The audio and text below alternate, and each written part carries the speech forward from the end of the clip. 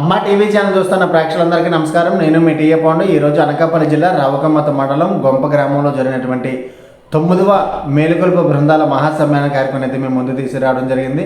గ్రామంలో ఉన్నటువంటి ప్రజలు, పెద్దలు, అదేవిధంగా సమర్శత సేవా ఫౌండేషన్ పెద్దలు, అలాగే శ్రీ భీమలింగేశ్వర స్వామి వారి కమిటీ పెద్దలు అందరి సహకారంతో ఈ కార్యక్రమం అయితే మాత్రం చాలా ఘనంగా నిర్వహించడం జరిగింది. గొంప గ్రామస్తులు, అలాగే బుచ్చిపేట రావుకొండ మండలం సంబంధించినటువంటి సమర్శత సేవా ఫౌండేషన్ పెద్దలు, అలాగే భజనా బృందాలు, కోలాట బృందాలు, మహిళలందరూ కూడా భారీ ఎత్తున పాల్గొని ఈ కార్యక్రమం అయితే విజయవంతం చేయడం జరిగింది. మరి ఈ కార్యక్రమానికి ఎవరెవరు ముఖ్య అతిథులు వచ్చారు ఏంటనేది మీకు వీడియో చూపిస్తూ మిగతా విషయాలు మీకు తెలియజేస్తాను. ముందుగా మనం చూస్తున్నట్లయితే అనకాపల్లి జిల్లా రావుకమ్మత మండలం గొంప గ్రామంలో జరుగుతున్నటువంటి సమర్శత సేవా ఫౌండేషన్ 9వ మేలుకొలుపు బృందాల మహాసమ్మేళన కార్యక్రమం అయితే ఇప్పుడు మనం స్క్రీన్ పైన అయితే చూస్తున్నాము. ఈ కార్యక్రమానికి నియోజకవర్గం పరిధిలో ఉన్నటువంటి చాలామంది హిందూ బంధువులందరూ కూడా ఇంచుమించు 5-6 వేల మంది తరలివచ్చి ఈరోజు ఈ కార్యక్రమంలో పాల్గొనడం జరిగింది. మరి తెల్లవారుజాము 4:30కి ప్రారంభమైనటువంటి ఈ కార్యక్రమం ఉదయం 8:30 వరకు కూడా జరిగింది. మరి ముఖ్యంగా గ్రామంలో ఉన్నటువంటి సమర్శత పెద్దలందరినీ కూడా మనం స్క్రీన్ పైన అయితే చూసుకోవచ్చు. ఈ గ్రామం నుంచి మరి ఎక్కడైతే ఆ కార్యక్రమం ఏర్పాటు చేశారో శ్రీ భీమలింగేశ్వర స్వామి వారి సన్నిధికి ఊరేగింపుగా అంటే నగర సంకీర్తన చేసి ఇక్కడి నుంచి ఊరేగింపుగా వెళ్ళడం జరిగింది. మరి కార్యక్రమానికి ముఖ్య అతిథులుగా శ్రీ శ్రీ శ్రీ విరాజానంద స్వామివారు బ్రహ్మంగారి మఠం నుండి రావడం జరిగింది. అదేవిధంగా ప్రధాన వక్త అయినటువంటి ఎస్ఎస్ఎఫ్ ప్రాంత సహజ సంయోద్ సాయిరామ్ గారు, Valmiki research centre director Lajapati Rai గారు కూడా పాల్గొన్నారు. అదేవిధంగా మరి మహాసమ్మేళన కార్యక్రమానికి రావికమ్మతం, బుచ్చేపేట, రోలుగుంట మండలాల నుండి వచ్చినటువంటి మేలుకొలుపు హిందూ బంధువులందరూ కూడా తెల్లవారుజాము 4:30 నుంచి గొంప గ్రామంలో వచ్చి మరి శోభానయాత్ర పాల్గొనడం జరిగింది. అనంతరం సంస్కృతి కార్యక్రమాలతో సభావేదిక ప్రారంభమైంది. ఆధ్యాత్మిక పెద్దలైనటువంటి మరియు స్వామీజీలు ప్రసంగము, అదేవిధంగా సమర్శత సేవా ఫౌండేషన్ అయినటువంటి పెద్దల ప్రసంగం కూడా చాలా ఘనంగా జరిగింది. అదేవిధంగా చూసుకున్నట్లయితే ఈరోజు ఎంతో ప్రతిష్టాత్మకంగా తీసుకొని గొంప గ్రామంలో గొంప గ్రామస్తులు ఈ కార్యక్రమం అయితే ఏర్పాటు చేసుకోవడం జరిగింది.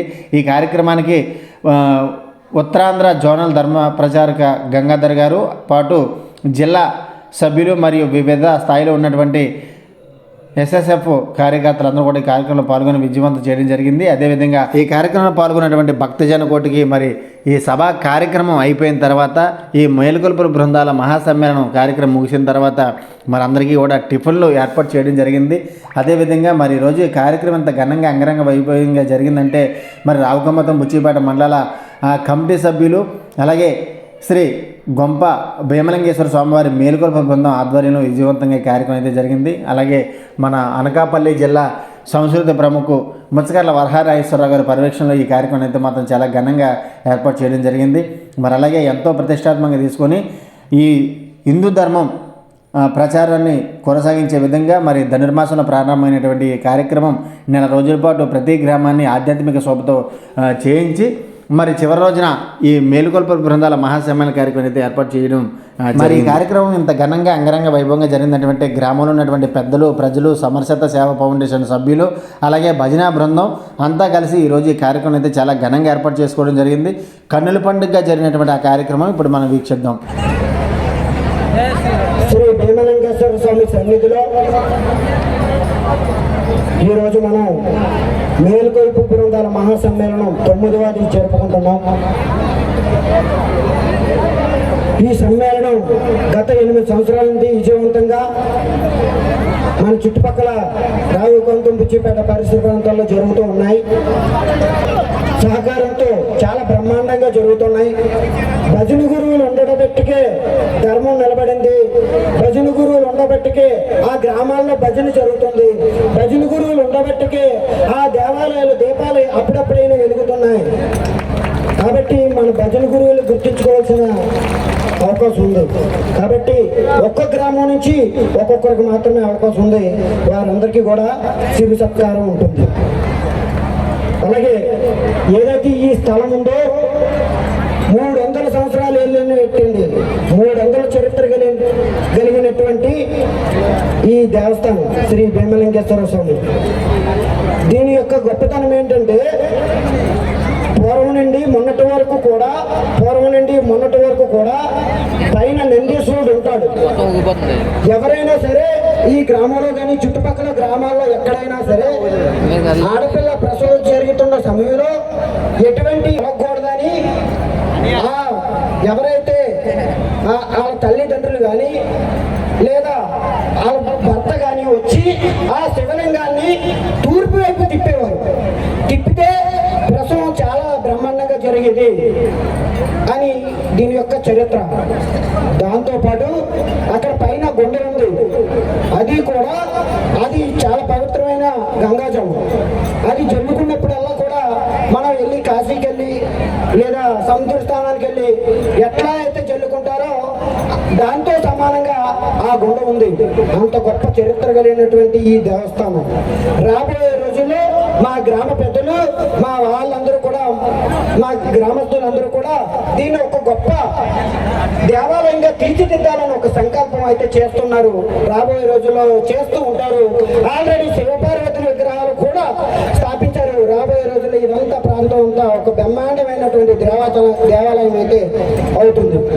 ఆ విధంగా ఈ గొప్ప చరిత్ర కలిగినటువంటి దేవస్థానం కాబట్టి ఈరోజు ఈ సన్నిధిలో గొప్పగా మనందరూ కూడా కలుసుకోవడం, స్వామివారి ఆశీస్సులు మనందరికి ఉండడం, ఈరోజు స్వామీజీ కూడా మనందరికి ఆశీర్వాసం ఇవ్వడం కూడా జరుగుతుంది. కానీ స్వామీజీ పెద్దలు మాట్లాడిన అన్నాలు కూడా ఒక గంట సమయం పాటు అందరూ కూడా నిశ్శబ్దంగా వింటే వారి యొక్క ప్రవచనాలు వినాలి, మనం ధ్యానం చేసుకోవాలి. ఇకపోతే మా గ్రామంలో ప్రజలందరూ పెద్దలు అందరూ బాగానే చక్కగా సహకరిస్తున్నారు. వారందరికీ పేరు పేరున ప్రత్యేకంగా ధన్యవాదాలు.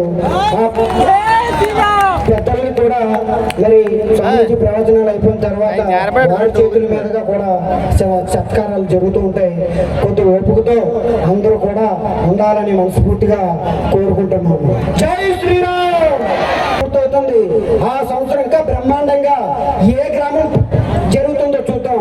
అందరూ కూడా ఆసక్తిగా మా గ్రామంలో పెట్టాలని మీరు అందరూ అడగాలి. అది ఏదో వచ్చే సంవత్సరం ఇప్పుడు నుండి మీరు ప్రణాళికలు చేసుకుంటారని మనస్ఫూర్తిగా కోరుకుంటూ ఇంతటి అవకాశం ఇచ్చిన మీరందరికీ పేరు పేరున ప్రత్యేకంగా ధన్యవాదాలు. అలాగే మా బృందం ఉందండి, మా మేల్కొల్పు బృందం చాలా చక్కగా, మా బృందం ఎంత కష్టపడిందంటే వాళ్ళు ఆహార నిశలో కూడా నెల రోజుల పాటు కష్టపడి దీన్ని ఏదో ఒక విధంగా సక్సెస్ చేయాలని రాత్రి పగల్లో కూడా ఇంత గొప్పగా చేస్తూ ఉన్నారు. మరి మా బృందానికి ప్రత్యేకంగా చేతులెత్తి దండం ఎత్తి మొక్కుతున్నాను.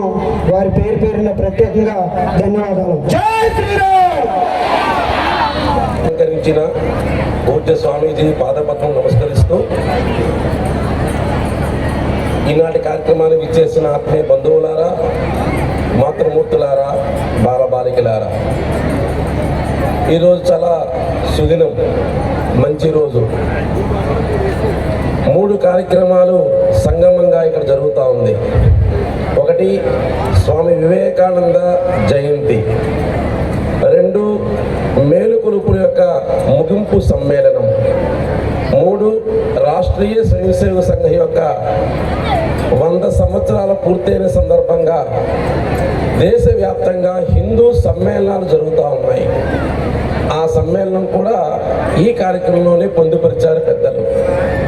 3 కార్యక్రమాల సమ్మేళనము ఇక్కడ జరుగుతూ ఉంది.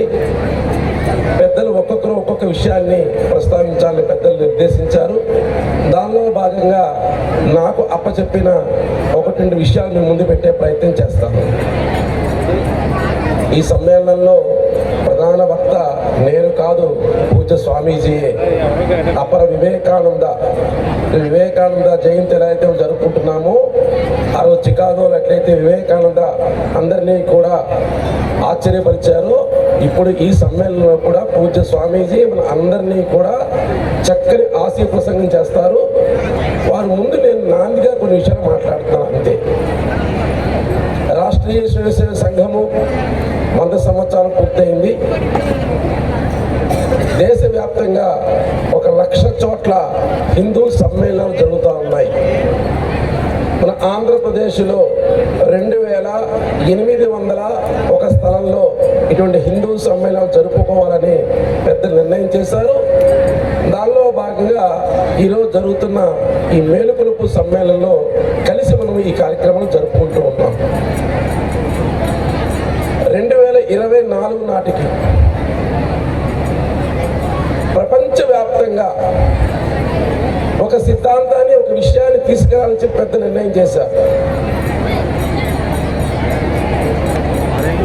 మన దేశంలో ఈ హిందూ ధర్మం ఏది ఉందో ఇది ప్రపంచవ్యాప్తం. ప్రపంచం సుఖంగా, సంతోషంగా, ఆనందంగా ఉండాలంటే అది కేవలము హిందూ ధర్మం వల్ల మాత్రమే సాధ్యమవుతుంది. ఇది అందరికీ విశ్వాసం. ఈ హిందూ ధర్మము ప్రపంచవ్యాప్తము కావాలి. మన దేశము విశ్వగురు స్థానానికి వెళ్ళాలి.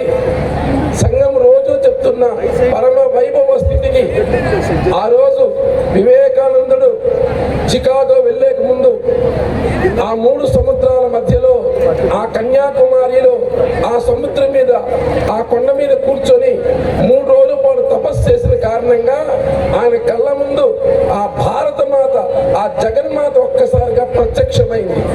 రత్న ఖచ్చిత సింహాసనం పైన దగదగా దగదగా మెరుస్తూ ఆ భారత మాత ప్రత్యక్షమై ఆయన కొన్ని విషయాలు చెప్పింది.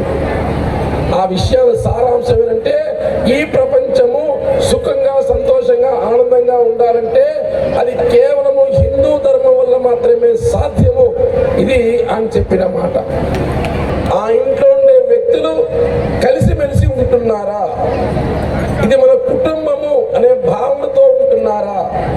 మన కుటుంబం యొక్క పరువు కాపాడుకోవాలి, మన కుటుంబం యొక్క గొప్పతనము అందరికీ చాటాలి అనుకుంటున్నారా?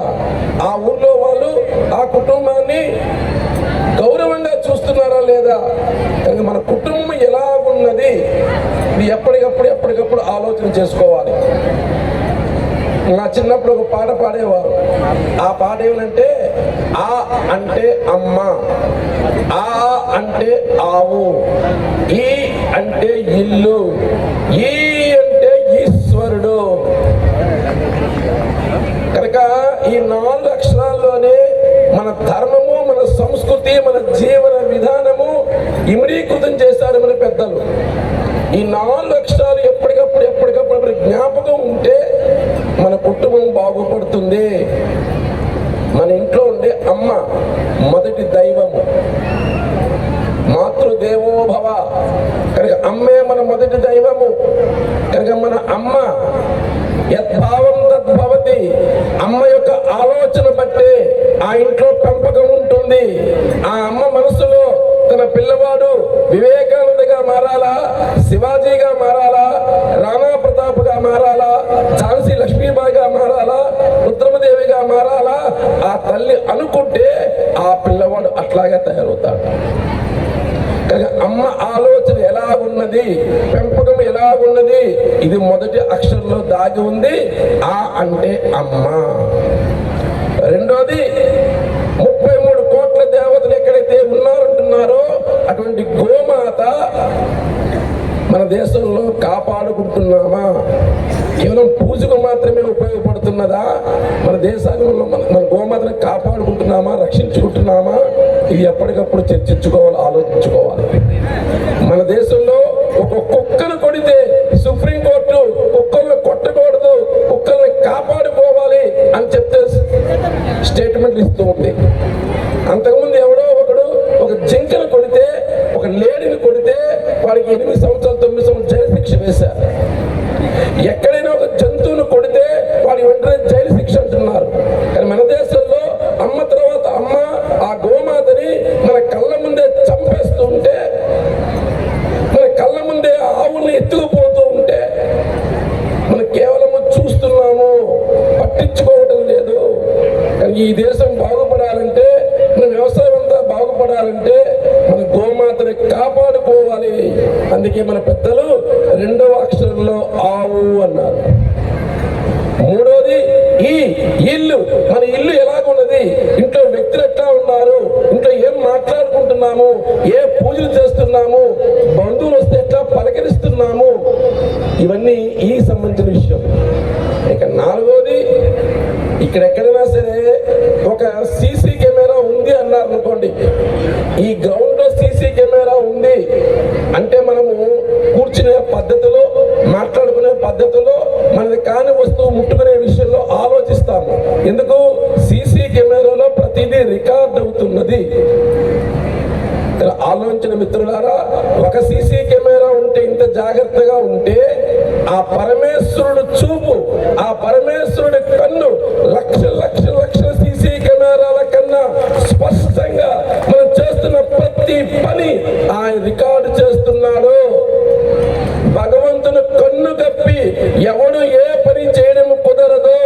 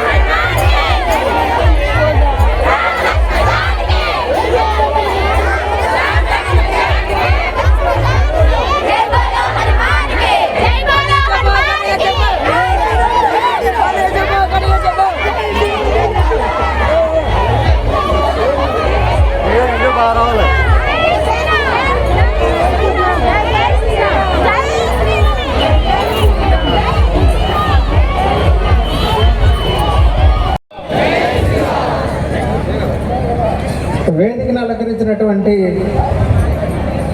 పూజ్య స్వామీజీ వారు, శ్రీ శ్రీ శ్రీ వీరాజానంద స్వామి వారు, అదేవిధంగా మన ప్రాంతానికి వారు సుదీర్ఘ ప్రయాణం చేసి ఈరోజు ఈ హిందూ సమ్మేళనంలో పాల్గొనడానికి వచ్చినటువంటి వారి పాదం పద్మాలకు నమస్కరిస్తూ, అలాగే పూజ్యులు పెద్దలు సాయిరామ్ గారు, మరి నన్ను ప్రధానంగా విజయనగరం వచ్చి ఆహ్వానించినటువంటి ఫణికుమార్ గారికి, వారి పరివారానికి, వారి బృందానికి, ఇక్కడ యువతకి అందరికీ కూడా, ఈ గ్రామ పెద్దలందరికీ కూడా నమస్సుమాంజలు అర్పిస్తూ, ఇది గొప్ప ఆధ్యాత్మిక మేలుకొలుపు సమావేశంగా మనందరికీ కూడా అర్థమవుతుంది. ఒక రకంగా ఈ గొప్ప గ్రామ ప్రజలు, రావికంత మండలం తాలూకా ఇక్కడ ఉన్నటువంటి గ్రామాల ప్రజలందరూ కూడా భారతదేశంలో ఒక గొప్ప మేలుకొలుపుని అందరూ కూడా కలిగిస్తున్నందుకు మా అందరికీ చాలా ఆనందంగా ఉంది. భారతదేశం అనేటటువంటిది కేవలం ఒక భౌగోళిక పరిమితి కాదు, ఇది ఒక ధర్మభూమి, సంస్కృతి నిలయం, ఆధ్యాత్మిక చైతన్యానికి మూల కేంద్రం. ఇలాంటి సమ్మేళనాలలో మనందరం కూడా మనం పాల్గొనడం మన పూర్వజన్మ విశేషంగా భావిస్తూ, ఈ మహత్తర వారసత్వానికి, నేటి తరానికి, మన హిందూ వారసత్వానికి, మన భారతీయ సంస్కృతిని నేటి తరానికి తెలియజేయడానికి ఇటువంటి గొప్ప సమావేశాన్ని ఏర్పాటు చేసినటువంటి ఇక్కడ మన సమరసత మరి విభాగానికి, ఈ శాఖ వారికి, ఇక్కడ ఉన్నటువంటి పెద్దలందరికీ కూడా అభినందనలు తెలియజేస్తూ, తర్వాత ప్రధానంగా ఏంటంటే మన స్వామీజీలు, మన గురువులు మనకు చెప్తున్నటువంటి, మన ఆధ్యాత్మిక ఆచార్యులు వీళ్ళందరూ చెప్తున్నటువంటి అనేక విషయాలు మనందరం కూడా తెలుసుకోవాలి. ధర్మం అంటే కేవలం ఆచారం కాదు, అది జీవన మార్గం అనే సత్యాన్ని, దేశం అంటే పాలన మాత్రమే కాదు, అది విలువల పరిరక్షణ అనేటటువంటిది ఇక్కడ మనందరం కూడా అర్థం చేసుకోవాలి. మన దేశంలో కానీ రాష్ట్రంలో కానీ ఎవరైనా పరిపాలకులు ఉంటే ఆ పరిపాలకులందరూ కూడా వాడు చేయవలసినది ఏంటంటే హిందూ మత ధర్మ రక్షణ, మన విలువల పరిరక్షణ, ఈ భారత జాతిని ముందుకు నడిపేటటువంటి ఒక మహత్తర యజ్ఞాన్ని ఎవరైతే దీన్ని ముందుకు తీసుకెళ్తారో వాళ్ళే మన పరిపాలకులుగా నేను భావిస్తూ, అదేవిధంగా ఆధ్యాత్మికత అంటే విరక్తి కాదు. ఆధ్యాత్మికత అంటే కేవలం అన్నీ వదిలేసి మనం ఎక్కడ ఉండడం కాదు. నా దృష్టిలో, మన దృష్టిలో ఆధ్యాత్మికతని ఎలాగ అర్థం చేసుకోవాలి అనుకుంటే మరి నేటి యువతరానికి ఆ విషయాలు మనం తెలియజేయాలి. అంటే అది ఒక బాధ్యతాయుతమైనటువంటి జీవన సందేశాన్ని, ఒక విలువల పరిరక్షణకు సంబంధించిన ఒక సందేశాన్ని మన ఆధ్యాత్మికత నేటి యువతరానికి, ముందు తరానికి ఇవ్వాల్సినటువంటి అవసరం చాలా ఉన్నదని భావిస్తూ, మన శాస్త్రాలు, మన ఇతిహాసాలు, మన గురు పరంపరలు చెప్పినటువంటి సత్యం, అహింస, సమరసత, కర్తవ్య బోధ, ఈ విషయాలన్నింటినీ కూడా మనం చాలా జాగ్రత్తగా అర్థం చేసుకుంటూ సమాజ జీవనంతో మమేకమవుతూ వీటినన్నింటినీ అనుసంధానం చేసుకుంటూ దీన్ని తెలియజేయడానికి ఈ సమావేశ లక్ష్యంగా నేను భావిస్తూ ఉన్నాను. అంతేకాకుండా ఇది కేవలం ఉపన్యాసాల సభ మాత్రమే కాదు, ఇది ఒక ఆధ్యాత్మిక ఉద్యమం, ఇది ఒక ధర్మ చైతన్య సంకల్పంగా మనందరం కూడా దీన్ని భావించాలి. ఈ మహత్తర కార్యంలో గురువుల ఆశీస్సులు, స్వామీజీల మార్గదర్శనం సమాజానికి వెలుగుదీపంగా నిలుస్తుందని మనందరం కూడా నేను ప్రత్యేకంగా విశ్వసిస్తున్నాను. ఈ సమావేశాన్ని ప్రారంభిస్తున్నాం. అంతేకాకుండా ఒకప్పుడు ఈరోజు స్వామీజీ వివేకానంద యొక్క జయంతి కూడా, ప్రపంచానికి హిందూ మతం యొక్క గొప్పతనాన్ని తెలియజేసినటువంటి స్వామి వివేకానంద వారికి ఈ జయంతి సందర్భంగా మనం వారికి ప్రణామాలు అర్పించుకుంటూ ఆ మార్గంలో మనం భవిష్యత్తులో ముందు కొనసాగాలని ప్రత్యేకంగా ఇక్కడ నేను చెప్పవలసిన అంశం ఏంటంటే, స్వామి వివేకానంద ఆయన ఒక ఉపన్యాసంలో చెప్పారు, భారతదేశంలో ఒక 10 మంది దృఢమైన యువకుల్ని నాకు ఇవ్వండి, ఈ దేశ గతిని మార్చేస్తాను అని చెప్పాడు. సరైన యువత ప్రధానమైనటువంటి పాత్ర వహించాలి. ఇక్కడ నేను చూస్తుంటే యువత అంతా కూడా ఇక్కడే ఉన్నారు. ఈ యువతలు 10 మంది కాదు, ఫణికుమార్ గారు, సాయిరామ్ గారు ఆధ్వర్యంలో ఇక్కడ కొన్ని వందల మంది యువత ఈ సమావేశాన్ని పర్యవేక్షిస్తుంటే, ఒకప్పుడు స్వామీజీ వివేకానంద ఏదైతే కళను కన్నాడో, యువత భాగస్వామ్యంతో భారతదేశ సంస్కృతిని ముందుకు తీసుకెళ్లాలని భావించాడో, అది ఈరోజు కళ్ళతో నేను చూస్తూ ఉన్నాను, ఆనందిస్తూ ఉన్నాను. హరి ఓం నమ శివాయ. ధన్యవాదాలు. ఒకసారి అందరూ గట్టిగా చప్పట్లతో పిల్లలు ఆశీర్వదిద్దాం. ఇప్పుడు మన ఈ కార్యక్రమానికి మన అందరినీ ఆశీర్వదించడం కోసం వచ్చిన అతిథులందరినీ పిలుద్దాము. శాలువా.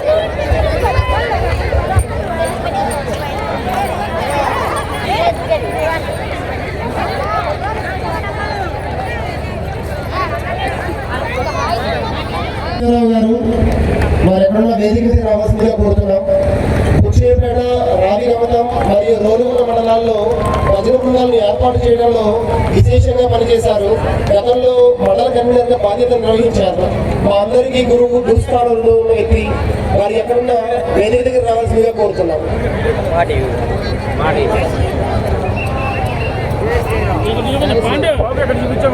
కనపడుతుండ బాబు, అది కూడా బాగా కనపడుతుండ. అలానే కార్యక్రమానికి ప్రధాన వక్తగా విచ్చేసినటువంటి శ్రీ ముద్దు సాయిరామ్ గారిని కూడా వేదిక మీద రావాల్సిందిగా కోరుతున్నారు.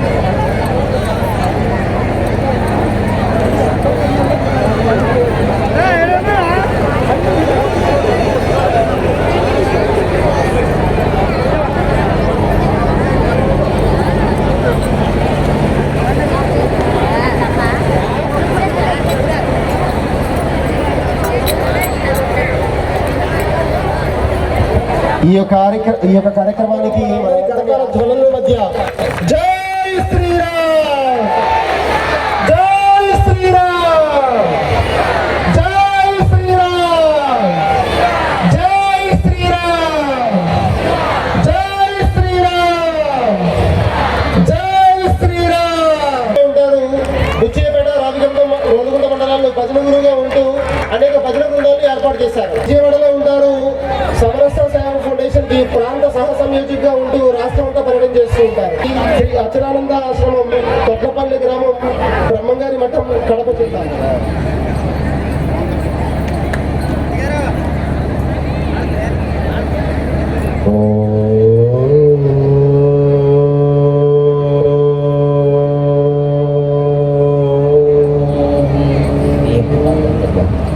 దీపం జ్యోతి పరబ్రహ్మం సర్వదీపేనా సంధ్యాదీపం నమస్తుతే సంధ్యాదీపం నమస్తుతే.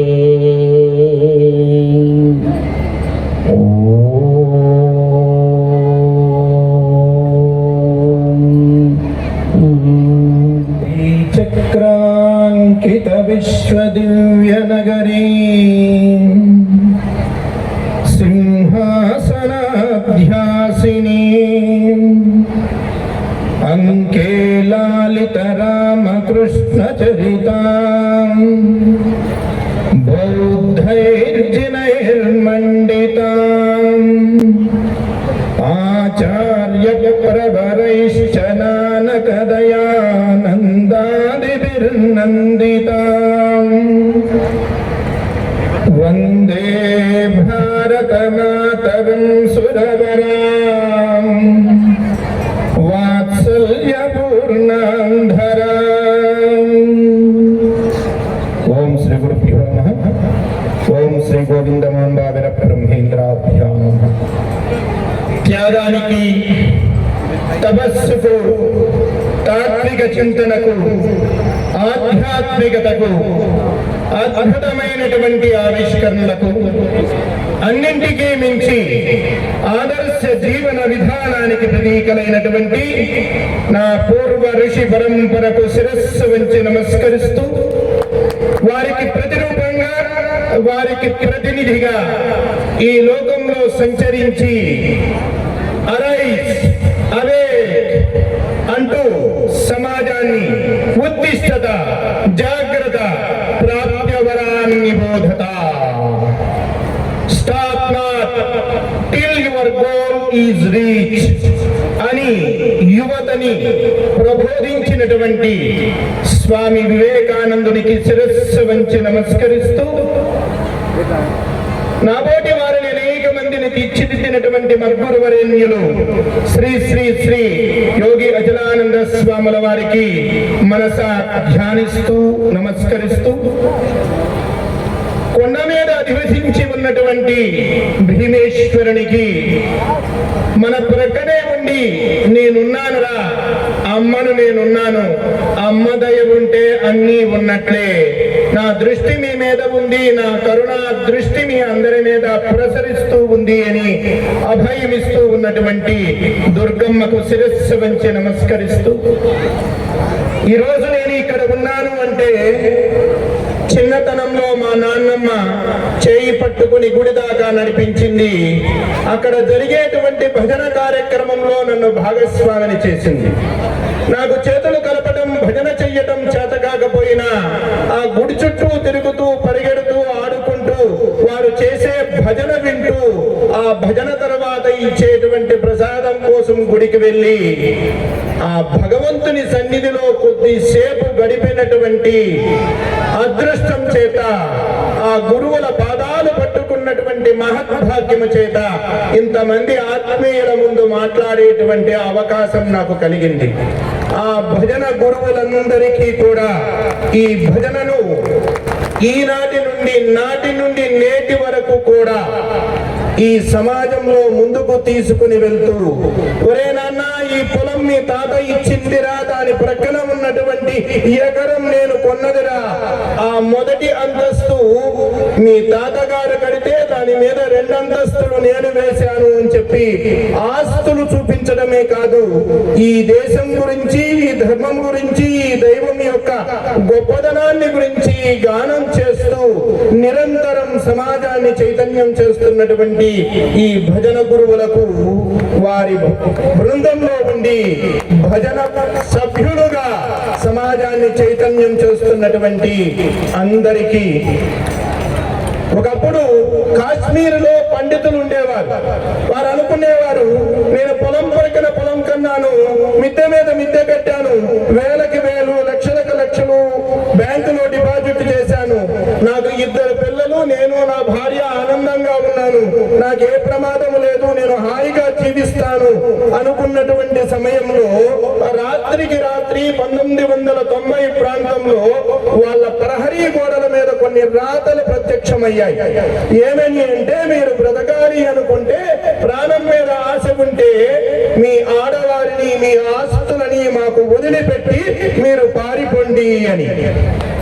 అంతేకాదు, ఇంట్లో ఉన్నటువంటి వారిని బయటకు లాగి వెంటపడి తరిమి కొట్టి చంపి నరికి నానా యాతనలు పెట్టి తండ్రి ముందు కుమార్తెని, భర్త ముందు భార్యని, అన్న ముందు చెల్లెలని, వీళ్ళందరి మీద అఘాయిత్యాలు చేసి 10 పిల్లల మీద దాష్టికాన్ని చూపించి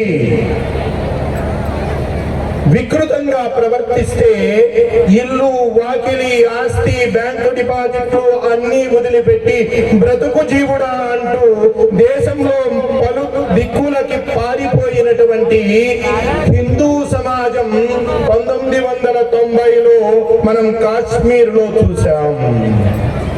ఈ దేశంలో అటువంటి పరిస్థితి రాకూడదు, అటువంటి స్థితిగతులు ఏర్పడకూడదు. ఈ దేశంలో అనంతమైనటువంటి శక్తి ఉంది, అంతులేనటువంటి సంపద ఉంది.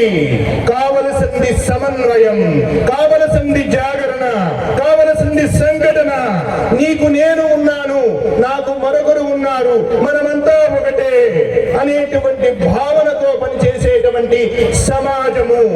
ఈ సమాజాన్ని తయారు చేస్తే గతంలో జరిగినటువంటి దురదృష్టకరమైనటువంటి సంఘటనలు పునరావృతం కావు అనేటువంటి సత్యాన్ని గుర్తించి నిరంతరం దేశ ధర్మాల సేవలో ఈ ధర్మధ్వజాన్ని మోస్తూ సామాజిక సమరసతకు సంకేతమైనటువంటి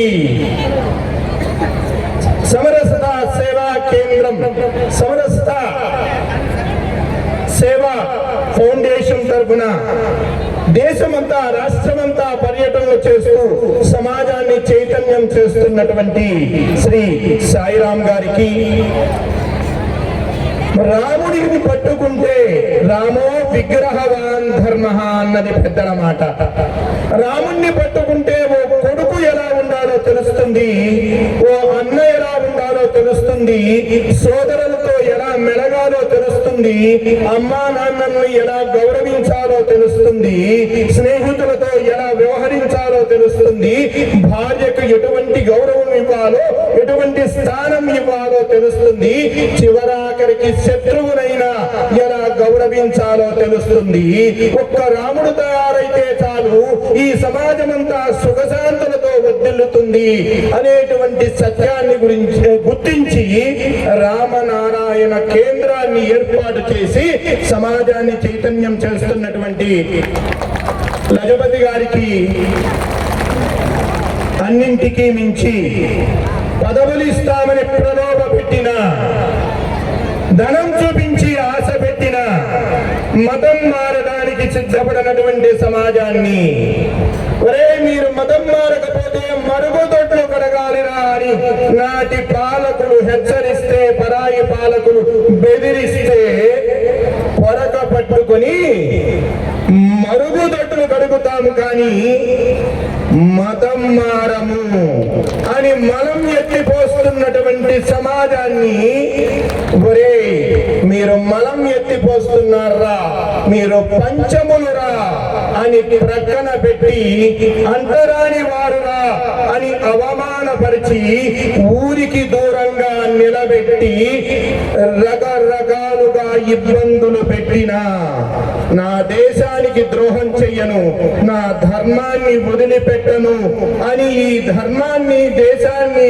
పట్టుకొని నిలబడినటువంటి సమాజం ఒకవైపున, గొంతు మీద కత్తి పెట్టి నీవు మతం మారకపోతే నీ ఇంటిని కోల్పోతావు, నీ పదవిని కోల్పోతావు, నీ సంపదని కోల్పోతావు, చివరాఖరికి నీ ప్రాణాలని కోల్పోతావు అని బెదిరిస్తే ప్రాణాలు పోయినా చావుకైనా సిద్ధమే కాని అమ్మలాంటి ధర్మాన్ని వదిలిపెట్టను, ఈ దేశానికి ద్రోహం చెయ్యను అని నిలబడి ఈ దేశ ధర్మాలను నిలబెట్టినటువంటి తాత ముత్తాతలకు నిజమైనటువంటి వారసులుగా నేను హిందువుని అని గర్వంగా ఇక్కడికి వచ్చి కూర్చున్నటువంటి నా హిందూ బంధువులందరికీ కూడా ఆ పరాత్పరుని యొక్క కరుణా కటాక్ష కృపా వీక్షణాలు సర్వదా సర్వత్రా ప్రసరించాలని, మీ అందరి కుటుంబాలలో ఆయురారోగ్య ఐశ్వర్యాదులు భోగభాగ్యములు సుఖ సంతోషములు సమృద్ధిగా వెల్లివేయాలని, పాడి పంట పశు శిశువు సమస్తము కూడా వృద్ధిలోకి రావాలని, లోకం రోగరహితం కావాలని, శోకరహితం కావాలని, సుఖశాంతులతో వర్ధిల్లాలి అని చెప్పి సనాతన ఋషి ఏదైతే కోరుకుంటాడో లోక సమస్త సుఖినో భవంతు. 4200 మతాలు ఉన్న, 6900 పైన భాషలు ఉన్న, 760 కోట్లకు పైన జనాభా ఉన్న లోకమంతా సుఖశాంతులతో వర్ధిల్లాలి అని కోరుకునేటువంటి హిందువు, లోక సమస్త సుఖినో భవంతు అని ప్రార్థించేటువంటి ప్రతి హిందువు కూడా సుఖశాంతులతో ఉండాలి అని, ఈ దేశము పూర్వ వైభవాన్ని పొందాలి అని చెప్పి ముందుగా ఆ జగన్మాతను ప్రార్థిస్తూ, ఆత్మ బంధువులారా మన అందరికీ కూడా ఒక బంధుత్వం ఉంది. నీలమేఘ శ్యామ నీవే తండ్రివి మాకు, కమలవాసిని మమ్ము గన్న తల్లి, నీ భక్తవరులంత నిజమైన బాంధవులు అని ఒకవైపు ప్రార్థన చేస్తే, మాతాచ పార్వతీదేవి పితాదేవో మహేశ్వర బాంధవ శివభక్తాశ్చ స్వదేశో భువనత్రయం అని చెప్పి మరొక పద్ధతిలో మనం ప్రార్థన చేస్తాం. మనమంతా కూడా భగవంతుని యొక్క సంతానమే. నా హిందూ ప్రతితో భవేత్. సాధుమూర్తులంతా ప్రతి స్వామీజీ చెప్పేటువంటి సత్యం ఏమిటి అంటే, ఏ హిందువు ఈ ప్రపంచంలో ఉన్నటువంటి ఏ మానవుడు కూడా తక్కువ కాదు. ప్రతి మానవుడిలోనూ దైవత్వం ఉంది. నీవు పాపివి కాదు, నువ్వు పరమాత్మ యొక్క ప్రతిరూపానివి. ఈ సత్యాన్ని తెలుసుకో అని నాటి అనాదిగా సాధు పరంపర ఏది చెబుతుందో స్వామి వివేకానందులు అదే చెప్పారు. నేటి స్వామీజీలు అదే చెబుతూ ఉన్నారు. ఈ సత్యాన్ని చెప్పడం కోసమే సమరస్త సేవా ఫౌండేషన్ పనిచేస్తూ ఉంది. అందుకోసమే ఈ విషయాన్ని చెప్పడం కోసమే భజన బృందాలు బాగా ఉంటే, లోకంలో భజన జరుగుతూ ఉంటే, దేవాలయ కేంద్రం సంరక్షించబడుతూ ఉంటే సమాజం సుఖశాంతులతో ఉంటుంది. నరసింహని దివ్య నమ మంత్రముతోడ దురిత జాలములల్ల ద్రోలగచ్చు.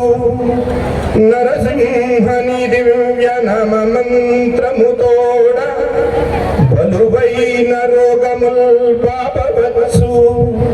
నరసింహని దివ్య నమ మంత్రముతోడ రిపు సంఘముల సంహరింపవచ్చు. నరసింహని దివ్య నమ మంత్రముతోడ దండహస్తుని బంట్ల ధరమవచ్చు. బలిరా నేనీ మహామంత్ర బలము చేత దివ్య వైకుంఠ పదవి సాధింపవచ్చు. భూషణ వికాస శ్రీ ధర్మపుర నివాస దుష్ట సంహార నరసింహ దురిత దూరా.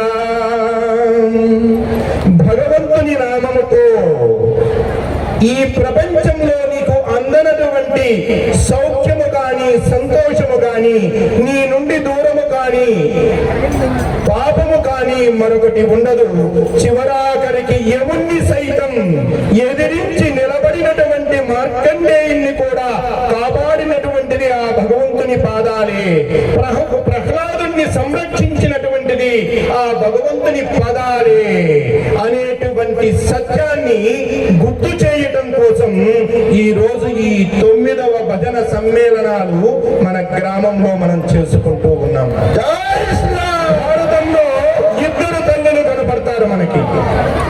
ఒక తల్లి గాంధారి, గుడ్డివాడైనటువంటి భర్తని ఆదర్శంగా తీసుకుని నా భర్త చూడలేనటువంటి ప్రపంచాన్ని నేను కూడా చూడను అని చెప్పి కళ్ళకు గంతలు కట్టుకుని 9 బిడ్డలు ఉన్నా, వారు తప్పులు చేస్తున్నా, తప్పుదారిలో నడుస్తూ ఉన్నా పట్టించుకోకుండా, సరిదిద్దకుండా, సరైనటువంటి త్రోవలో నడిపించకుండా, సంస్కరించకుండా వారి తప్పులకి వారిని వదిలిపెట్టి వారు తప్పులు చేసిన సమర్థించి కురుక్షేత్రంలో ఒక్కడంటే ఒక్క కొడుకు తన వెంట నడిచేవాడు లేకుండా అనాథగా నిలిచినటువంటి తల్లి గాంధారి ఒక తల్లి అయితే, మరొక తల్లి 5 బిడ్డలు పంచపాండవులని బాల్యం నుండి తన బిడ్డలకి అనేక కష్టాలు, నష్టాలు, వైపరీత్యాలు వచ్చిన వెంట నడిచి, తప్పు చేస్తే సవరించి, సరైనటువంటి దారిలో నడిపించి, అవసరమైతే మందలించి, వారి చేయి పెట్టుకుని తీసుకుని వెళ్ళి ఈ ప్రపంచంలో మిమ్మల్ని రక్షించగలిగినటువంటి, మిమ్మల్ని కాపాడగలిగినటువంటి ఏకైక వ్యక్తి, ఏకైక స్థానం అని జగద్గురుడైనటువంటి కృష్ణ పరమాత్మ పాదాల దగ్గర కూర్చుండబెట్టి ఆ పరమాత్మ పాదాలు పట్టించి ఆయన భక్తులుగా మార్చి కురుక్షేత్ర సంగ్రామంలో స్వచ్ఛంద మరణం కలిగినటువంటి భీష్ముడు ఒకవైపున పోరాడుతూ ఉన్నా, వీరందరికీ విద్య నేర్పించినటువంటి ద్రోణాచార్యుడు యుద్ధం చేసిన, మరణమే లేనటువంటి అశ్వత్థామ పోరాడిన, సహజ కవచ కుండలాలు కలిగినటువంటి కర్ణుడు వీరికి ప్రతిపక్షంలో ఉండి పోరాటం చేసిన, ఇంతమంది వీరులతో యుద్ధం చేసిన ఒక్కరూ మరణించకుండా, అపాండవీయం కాకుండా, ఆ తల్లికి పుత్రశోకం లేకుండా చేయగలిగింది ఏమిటి అంటే వారు పట్టుకున్నటువంటి భగవంతుని యొక్క పాదాలు. ఈ సత్యాన్ని గుర్తించి తన పిల్లల్ని భగవంతుని పాదాల దగ్గర కూర్చుండబెట్టినటువంటి ఆ కుంతీ మహాదేవిని మనం ఆదర్శంగా తీసుకోవాలి. మన పిల్లల్ని చేయి పట్టుకుని వెళ్ళాలి, గుడి దాకా నడిపించాలి, భజనలో వారిని భాగస్వాములు చేయాలి, 4 మంచి మాటలు వినిపించాలి, సరైనటువంటి త్రోవలో నడిపించాలి. పైరుని ఎలా పరిశీలిస్తావో పసితనాన్ని అలాగే పరిశీలించాలి. తప్పు చేసినప్పుడు సవరించాలి. అక్కడ నీరు కట్టాలా, ఎండ కట్టాలా, కలుపు తీయాలా, ఎరువు వెయ్యాలా, కోత కొయ్యాలా అని అర్థమైనట్టుగా ఆ చేను చుట్టూ తిరిగితే నీకు ఎలా అర్థమవుతుందో, నీ పిల్లలతో ఓ గంట కూర్చొని వారితో మాట్లాడితే, 4 మంచి విషయాలు చెప్తే, మహాపురుషుల త్యాగాలను గుర్తు చేస్తే, రాముని యొక్క గుణగణాలని వాళ్ళకు వర్ణించి చెబితే నీ బిడ్డలలో సద్బుద్ధి జాగృతమవుతుంది, వారిలో మేలుకొలుపు జరుగుతుంది.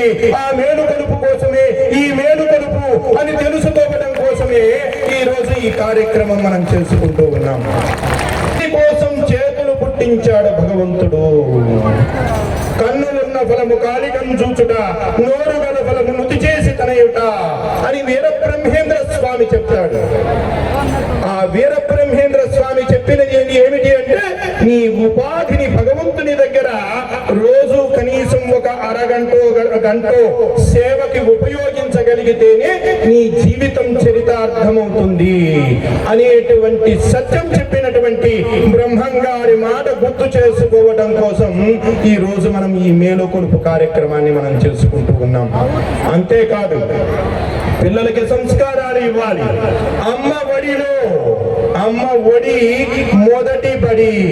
అమ్మ కూర్చోబెట్టుకుని అద్భుతంగా మొదటి పాఠాలు చెప్పేది మా అమ్మ చెప్పేది.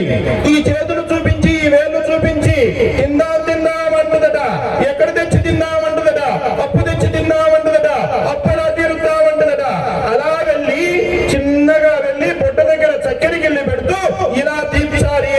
చెప్పేది. అంతేకాదు ఇంతకు ముందు తల్లులు ఒక్కరికో కోడి వచ్చే, ఎవరి కోడి? రాజు కోడి. ఎందుకు వచ్చే? గుడ్డుకొచ్చే.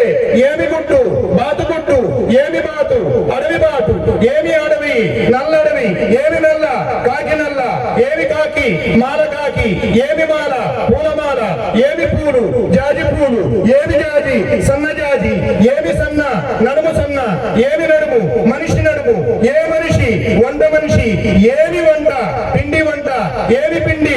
శనగ పిండి. ఏమి శనగ? వేరు శనగ. ఏమి వేరు? కొండ వేరు. ఏమి కొండ? నా బంగారు కొండ అని పిల్లవాడికి చెప్పేది.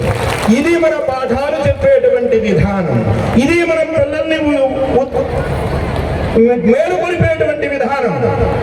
వాల్మీకి మహర్షి,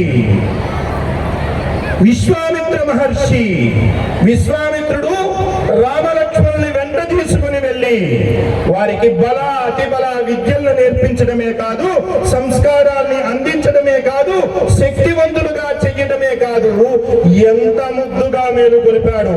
కౌసల్య సుప్రజా రామ పూర్వా సంధ్యా ప్రవర్తతే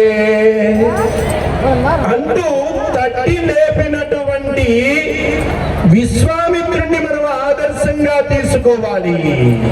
లక్ష్యాన్ని గుర్తు చేస్తూ నిద్రాణమై ఉన్నటువంటి మీ ఇంట్లో ఉన్నటువంటి పిల్లలని, యువతని, హనుమంతుడికి తన శక్తి తనకు తెలియదు. హనుమంతుని శక్తిని గుర్తు చేసినటువంటి వాడు రామాయణంలో జాంబవంతుడు. జాంబవంతుని పాత్ర నువ్వు పోషించాలి. నీ కొడుకు గొప్పతనాన్ని నువ్వు గుర్తించాలి. వాడిని ప్రశ్నించడం కాదు, వాడిని వెనక్కి లాగడం కాదు, వారిలో ఉన్నటువంటి శక్తిని వారికి పరిచయం చేసి వారిని జాగృతం చేసి వారి లక్ష్యం వైపు నడిపించాలి. వారి లక్ష్యం ఏమిటో చెప్పాలి, వారిని సరైనటువంటి దారిలో నడిపించాలి. ఇదే నిజమైనటువంటి మేలు కొలుపు. మీ ఇంట్లో ఉన్నటువంటి పిల్లవాడికి రామాయణం గురించి చెప్పడము, భారతం గురించి చెప్పడము, ద్యూత ప్రసంగేన మధ్యాహ్నే స్త్రీ ప్రసంగత రాత్రౌ చోర ప్రసంగేన కాలో గచ్చతి ధీమతాం అంటారు. బుద్ధివంతులట ఉదయం పూట జూదం గురించి మాట్లాడుకుంటారట, మధ్యాహ్నం స్త్రీ గురించి మాట్లాడుకుంటారట, రాత్రి పూట దొంగ గురించి మాట్లాడుకుంటారట. ఇదేమిటి విచిత్రంగా ఉంది. ఇవన్నీ ఒకటి మంచి లక్షణం కాదు, బుద్ధివంతులు అంటున్నారు. అర్థం చేసుకోవాలి. జూదముతో కథ మలుపు తిరిగినటువంటి సంఘటన మనకు భారతంలో కనపడుతుంది. జూదం గురించి మాట్లాడుకోవటం అంటే, ఉదయం జూదం గురించి మాట్లాడుకోవటం అంటే భారతం గురించి తెలుసుకోవటం. మధ్యాహ్నం స్త్రీ గురించి మాట్లాడటం అంటే స్త్రీ ప్రాధాన్యత, స్త్రీకి అవమానం జరిగితే రామలక్ష్మణులు కోతులని కొండముచ్చుల్నే కలిపారు. మనం మనుషుల్ని కలపలేమా? మనుషుల్ని కూడా కలపాలి. అన్నింటికంటే ముందు హిందూ సమాజాన్ని కలపాలి అని మేలుకొలిపే ఈ మేలుకొలుపు. అలా మధ్యాహ్నం కూడా సీత చరిత్ర రామాయణం తెలుసుకుంటారట. రాత్రి పూట దొంగ గురించి మాట్లాడుకోవడం అంటే కుండ మీద కుండ పేర్చి ఆ పైన ఉన్నటువంటి ఉట్టిని కొట్టి ఆ వెన్నను దొంగిలించినటువంటి వెన్న దొంగ ఆ మనస్సును దొరికించేటువంటి, అందరి మనస్సుల్ని దొంగిలించేటువంటి దొంగ జగద్గురుడు శ్రీకృష్ణ పరమాత్ముని లీలలు చెప్పేటువంటి భాగవతం గురించి తెలుసుకోవాలి. ఉదయం అంటే